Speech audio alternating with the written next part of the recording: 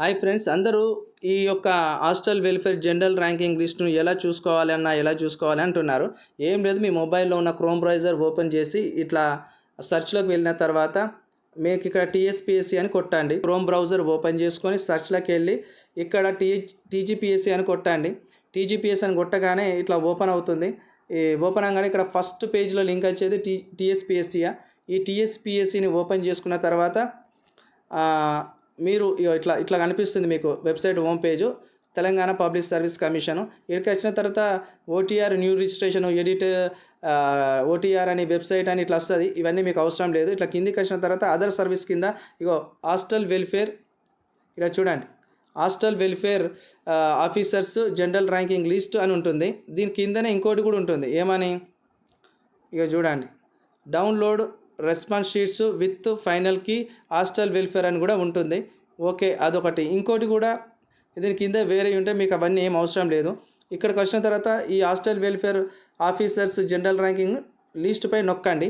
నొక్కితే ఇట్లా మళ్ళీ ఇంకో పేజ్ ఓపెన్ అవుతుంది. ఈ ఓపెన్ అయిన తర్వాత ఇక్కడ hostel welfare wardens officers, hostel welfare officers 20/22 అని ఇచ్చేసి 25/2022 వచ్చేసి జనరల్ ర్యాంకింగ్ లిస్ట్ JRL అని వస్తుంది. దీంట్లో మళ్ళీ 2 లిస్టులు ఉంటాయి. ఒకటేమో general ranking list hostel welfare officers grade 1, grade 2 and lady superintendent children home ఇట్లా ఉంటుంది. దీని కింద ఇంకోటి జనరల్ ర్యాంకింగ్ ఈ బ్లూ కలర్లో ఉన్నది, దీనికి అవసరం లేదు, ఇది వాళ్ళకు డిజేబుల్ క్యాండిడేట్లది. ఈ పైన గ్రీన్ కలర్ది ఓపెన్ చేసుకోండి.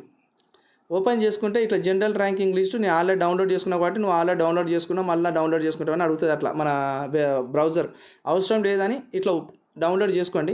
డౌన్లోడ్ చేసుకోగానే మనకు అడాబ్లో ఇట్లా ఓపెన్ అయిపోతుంది.